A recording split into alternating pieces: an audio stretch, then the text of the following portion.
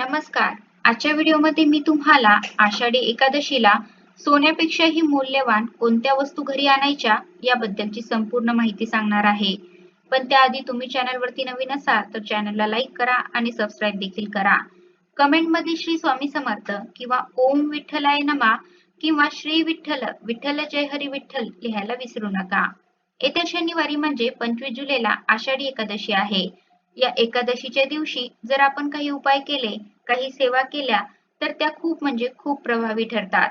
तर आपल्याला भगवान विष्णूंना म्हणजेच पांडुरंगाला प्रिय असणाऱ्या काही वस्तू घरी आणायच्या आहे, की ज्यामुळे आपल्यावरती भगवान विष्णूचे कृपा ही सदैव राहील. जर आपल्या घरामध्ये या काही वस्तू असतील तर कोणतीही नकारात्मक ऊर्जा ही आपल्या घरामध्ये प्रवेश करत नाही आणि घरामध्ये सुख शांती आणि समृद्धी देखील टिकून राहते. तर कोणत्या वस्तू घरी आणाव्यात हे जाणून घेऊया. आता पहिली गोष्ट म्हणजे तुम्ही अगदी या वस्तू आज घरी आणल्या तरी पण चालेल किंवा तुम्हाला आज जर शक्य नसेल एकादशीच्या दिवशी देखील तुम्ही या वस्तू घरी आणू शकता. अगदी घरातल्या कोणत्याही व्यक्तीने या वस्तू घरी आणल्या तरी पण चालेल. आता आपल्याला सोने चांदी घ्यायचं नाही, पण भगवान विष्णूंना प्रिय असणाऱ्या काही वस्तू घ्यायच्या आहे.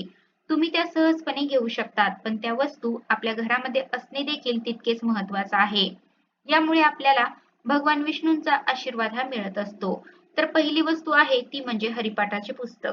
आता हरिपाठाचं पुस्तक काही घरामध्ये असेल तर त्यांनी कोणत्या वस्तू आणाव्यात ते देखील मी तुम्हाला सांगणार आहे.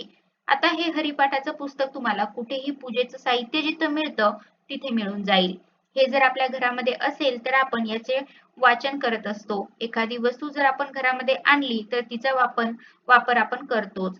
तशाच प्रकारे जर आपण हरिपाठाचं पुस्तक जर आपल्या घरी आणलं तर आपण देखील नियमित त्याचे वाचन करू. जेव्हा पण एकादशी तिथी असेल तेव्हा आपण हरिपाठाचे वाचन हे करायचेच आहे. तसेच जर तुम्हाला तुमच्या मुलांना जर याची आवड लागली तर ते रोज संध्याकाळी हरिपाठ हे म्हणू शकतात. आता हे पुस्तक घरी आणल्यानंतर प्रथम आपण देवापुढे ठेवायचं आहे. त्याची पूजा करायची आहे. आपण चंदन लावायचं आहे किंवा हळद लावायची आहे. धूप, दीप दाखवायचा आहे आणि त्यानंतर हे पुस्तक तुम्ही वाचण्यासाठी घ्यायचं आहे. त्यामुळे आपल्या घरावरती सदैव पांडुरंगाची कृपा राहील. त्यानंतर दुसरी वस्तू आहे ती म्हणजे बुक्का. आता बुक्का काळा देखील असतो आणि पांढरा देखील असतो. आपण जेव्हा पांडुरंगाची पूजा करत असतो तेव्हा पांडुरंगाला तुळशी पत्र आणि बुक्का हा अर्पण करत असतो. तर हा बुक्का देखील तुम्ही या दिवशी देखील खरेदी करू शकता. त्यानंतर तिसरी वस्तू आहे ती म्हणजे गुलाल. अबीर गुलाल उधळीत रंगनाथा, घरी नाचे माझा सखा पांडुरंग. आता या वाक्यामध्येच गुलालाचे महत्त्व दडलेले आहे. पांडुरंगाला देखील गुलाल अत्यंत प्रिय आहे. त्यामुळे आपण या दिवशी गुलाल देखील खरेदी करू शकता. भगवान विष्णूंना तसेच पांडुरंगाला ज्या काही वस्तू प्रिय आहे त्या वस्तू आपण घरी आणायच्या आहे. तसेच चौथी वस्तू म्हणजे तुळशी माळ. आता काहींच्या गळ्यामध्ये तुळशी माळ ही असेल आणि ज्यांना तुळशी माळ घालायची असेल तर त्यांनी आषाढी एकादशीच्या दिवशी घालू शकता. फक्त तुळशी माळ घातल्यावरती मांसाहार हा पूर्णपणे वर्ज्य करावा लागतो. भगवान विष्णू आणि श्रीकृष्णाचे भक्त तुळशीची माळ घालतात. मान्यता आहे की ही माळ परिधान केल्याने तुमचे मन शांत आणि आत्मा देखील शुद्ध होतो. तसेच रोगापासून मुक्तता देखील मिळते.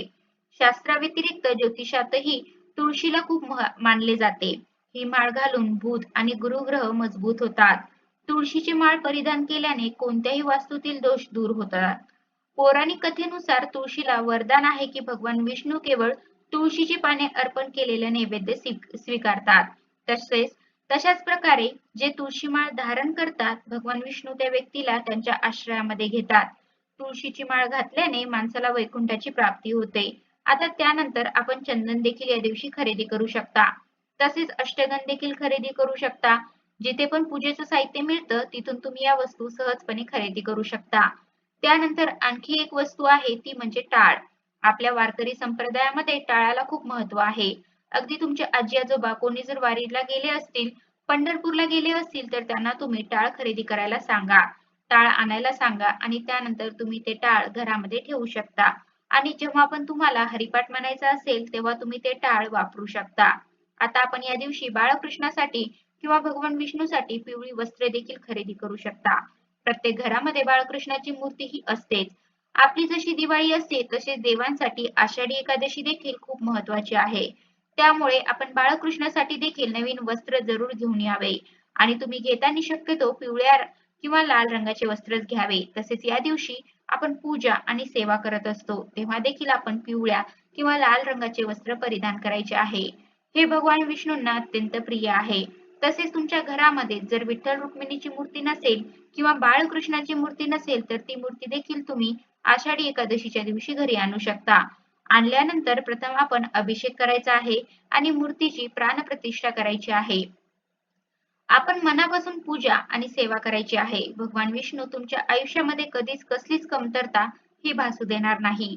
तसेच शालिग्राम हे देखील भगवान विष्णूचेच रूप आहे.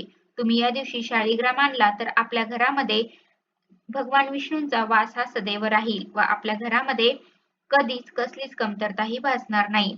शालिग्राम आणल्यानंतर आपण तो तुळशीमध्ये ठेवायचा आहे. प्रथम शालिग्रामला आपण स्नान घालायचे आहे, अभिषेक करायचा आहे. त्यानंतर तो स्वच्छ पुसून घ्यायचा आणि तुळशीमध्ये ठेवायचा आहे. धूप दीप दाखवायचा आहे आणि हा शाळीग्राम आपण सदैव तुळशीमध्येच राहून द्यायचा आहे. आपल्या घरामध्ये शाळीग्राम आणि तुळशीची जर पूजा होत असेल ना, तर त्या घरामध्ये कोणतंही संकट येत नाही असे म्हणतात. जेव्हा आपण तुळशी मातेची पूजा करू, तेव्हा आपण शाळीग्रामची देखील पूजा करू. घरामध्ये शाळीग्राम असेल तर नकारात्मक ऊर्जा देखील घरामध्ये येत नाही. तसेच वास्तुदोष देखील दूर होतात. जर आपल्या कुटुंबावरती कोणतंही संकट येणार असेल तर तुळस अगोदर सुकते. असे म्हणतात की तुळस आपल्याला संकेत देत असते की आपल्यावरती कोणतं तरी विघ्न येणार आहे. त्यामुळे आपल्या घरामध्ये तुळस ही पाहिजे. पण तुळशीसोबत शाळीग्राम देखील असावा. जेव्हा तुळशीचा विवाह असतो तेव्हा आपण जर तुळस आणि शाळीग्रामचा विवाह केला तर कन्यादानाचं पुण्यफळ हे प्राप्त होत असतं. तसेच आपण या दिवशी जपमाळ देखील खरेदी करू शकता. कारण की घरामध्ये प्रत्येकाची जपमाळ ही वेगळी पाहिजे. हिंदू देवी देवतांच्या पूजेसाठी वेगवेगळ्या माळांचा वापर करून जप करण्याची पद्धत आहे. जप करण्यापासून साधकाच्या इच्छा लवकरच पूर्ण होतात. ज्याप्रमाणे गणपतीच्या पूजेसाठी हस्तिदंत, लाल चंदन किंवा रुद्राक्षाच्या माळेचा उपयोग करून जप करण्याची परंपरा आहे, त्याचप्रमाणे भगवान शिवशंकर त्यांच्यासाठीही रुद्राक्ष माळेचा वापर केला जातो. त्याचप्रमाणे देवी लक्ष्मीचा आशीर्वाद प्राप्त करण्यासाठी कमलगट्टेच्या जप करण्याचा तसेच लाल चंदनाच्या हारानी देवी दुर्गा, माता लक्ष्मी इत्यादींचा विशेष आशीर्वाद मिळवण्याची परंपरा आहे. दुसरीकडे भगवान श्रीराम, भगवान श्रीकृष्ण आणि भगवान विष्णू यांच्यासाठी पांढरा चंदन किंवा तुळशीच्या माळेने जप केला जातो. आपण जर या जपमाळेने जप केला तर आपली इच्छित मनोकामना लवकरच पूर्ण होते असे म्हणतात. त्यामुळे तुम्ही जपमाळ देखील खरेदी करू शकता.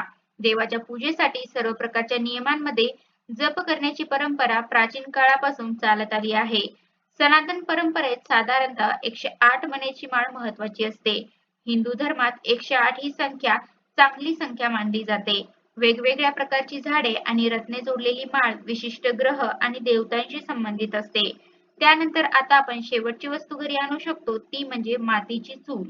आता मातीची चूल आपण सिटीमध्ये असलो तर वापरत नाही. पण जेव्हा पण आपण पूजा करत असतो तेव्हा मातीची चूल ही पूजेमध्ये ठेवावी असे म्हणतात. अगदी तुम्ही किचनमध्ये देखील ही ठेवू शकता. यामुळे अन्नपूर्णा मातेचा आशीर्वाद हा सदैव आपल्यावरती असतो व आपल्या घरामध्ये अन्नधान्याची कमतरता ही कधीही भासत नाही. दर शुक्रवारी मग तुम्ही या मातीच्या चुलीची पूजा करायची आहे. तर अशा प्रकारे आजच्या व्हिडिओमध्ये मी तुम्हाला आषाढी एकादशीला सोन्यापेक्षाही मौल्यवान कोणत्या वस्तू घरी आणायच्या आहेत याबद्दलची संपूर्ण माहिती सांगण्याचा प्रयत्न केला आहे. कसा वाटला तुम्हाला माझा आजचा व्हिडिओ कमेंट करून नक्की सांगा. धन्यवाद.